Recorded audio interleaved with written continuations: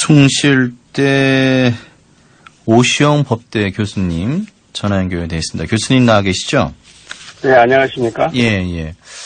오늘 지금 문무일 검찰총장이 또 기자회견을 해서 기존 입장을 거듭 확인했는데요. 이게 네. 좀 한 가지 확인을 해보고 싶은 것이 제가 이게 지금 패스트트랙으로 이제 가 있는 이 검경 수사권 조정안대로 경찰에게 수사 종결권을 주게 되면은 어떤 점에서 국민의 기본권 보호에 어긋나고 민주적 원칙에 어긋난다는 겁니까? 어떤 부분이? 우선 저도 그 문무일 총장의 그 민주적 절차에 어긋나고 국민의 기본권을 침해할 염려가 있다. 라는 그 대원칙에 대해서는 저도 이해가 잘 가지 않습니다. 왜냐하면 수사를 검찰이 하든 또는 경찰이 하든 법이 정한 절차에 의해서 수사가 제대로 이루어진다면 그것이 적법 절차에 따르고 있는 한은 국민의 기본권을 침해할 일도 없고 또 그 모든 문제가 합리적으로 이루어지는 것이기 때문에 그것 때문에 국민의 기본권이 침해된다든지 민주적 기본 절차에 어긋난다든지 그렇다고 볼 수는 없지 않느냐 이런 것이 제 생각입니다. 그러시군요. 그러면 이렇게 여쭤볼게요. 이게 사실 이 수사권 조정 논의 자체가 검찰이 뭐 특별수사 같은 직접 수사에서 정치적 중립성을 지키지 못했기 때문에 이제 이 논의가 시작이 된 것인데.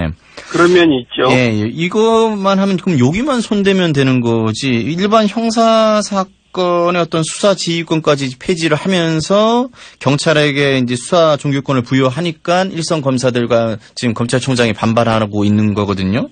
네. 예. 그런데 현행 그 수사 과정에서도 대부분의 수사는 경찰에 의해서 이루어지고 있는 것이 현실입니다. 예. 그런데 이제 검찰이 그 형사소송법에 의한 그 수사 지휘권이라는 그 규정에 의해 가지고 검찰이 경찰을 이렇게 수사 구체적 사건에 대해서 수사 지휘를 하고 있는 것이거든요. 예. 그런데 이번에 그 조정안으로 올라간 그 안에도 보면 그 검찰의 수사 지휘권은 그대로 있습니다.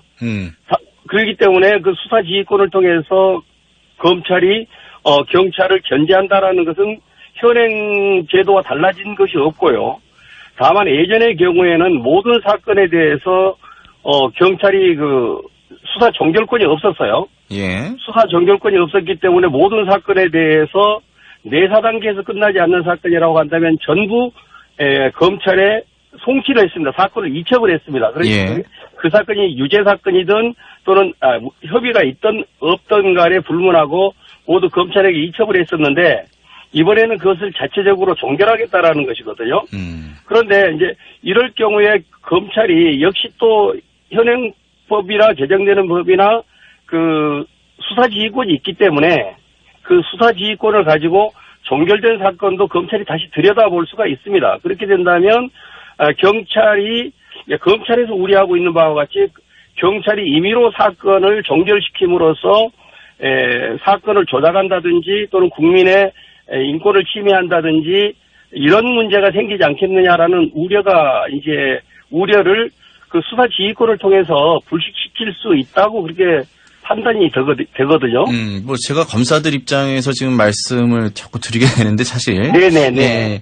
이게 지금 수사지휘권이 뭐 그렇게 살아있다고 하는데 사실상 지금은 이제 이 안대로 가면은 일반 형사사건 처리에 필요한 어떤 필요불가결한 이런 일반 그 형사부 검사들의 수사 지휘권은 폐지가 사실상 되는 거거든요. 이렇게 되면은. 네, 그런 점이 있죠. 지금 안대로 가면요. 패스트트랙에서 이제 논의를 더 해봐야겠지만. 그리고 이제 제가 여쭤보고 싶은 거의 핵심은 뭐냐면 검찰에 통제받지 않는 권력을 그렇게 요구를 해서 이걸 조정을 했는데 사실상 검찰 대신 경찰한테 다 물려준 것 아니냐. 그러니까 바꿔치기만 한 것 아니냐. 이제 이런 우려들을 하시는 거죠. 그래서 저도 그 점이 우려됩니다. 왜냐하면 수사경찰은 일단 인원수가 많습니다. 3,000명이 넘잖아요, 지금. 수사경찰이 워낙 숫자가 많고 또 두 번째 우려되는 것은 물론 경찰대학 출신의 그 경찰들이 어느 정도 그 법 적용과 해석에 대해서 나름대로의 그 전문적인 지식을 확보하고 있습니다만은 그냥 일반 형사로 이렇게 수사 경험에 의해서 축적된 그런 경찰들의 경우에는 현재도 상당히 많은 부분에서 그 법률 적용에 오류가 발생하고 있고 예. 그런 문제 때문에 검찰이 수사권을 지휘권을 행사하고 있는 것이거든요. 예. 그래서 그런 문제가 발생했었을 경우에 경찰 조직의 비대화, 로 인한 경찰 국가화되는 그런 문제를 어떻게 이제 통제할 것인가 라는 것이 이번 쟁점의 가장 큰 문제점이라고 보고요. 예. 그런 문제를 해결하기 위해서는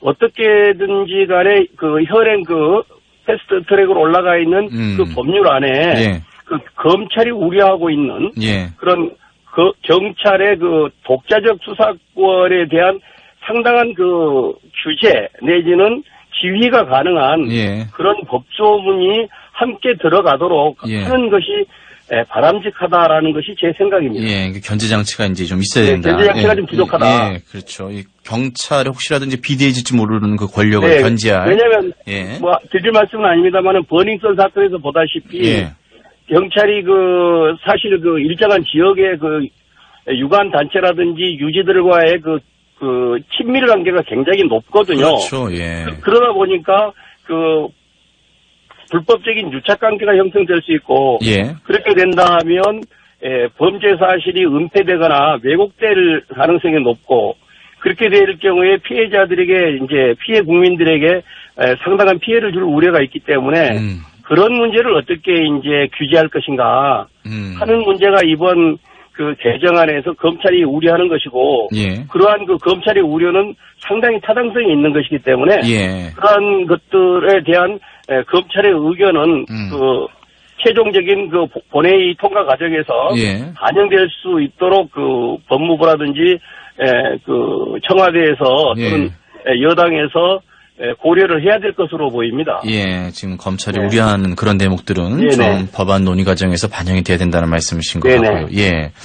그러면 지금 이게 뭐 검찰총장의 이런 어떤 입장 표명이나 지금 또 뭐 이게 조국 민정수석이라든지 박상기 법무부 장관하고는 지금 검찰총장이 의견이 다른 건데 사실 이게 별 큰 의미가 없는 게 이미 다 국회로 넘어갔거든요. 예.